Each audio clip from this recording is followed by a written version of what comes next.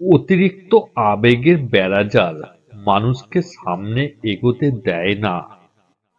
সেটা হতে পারে পারিবারিক অথবা একান্ত প্রিয় মানুষের মায়ার বাঁধন।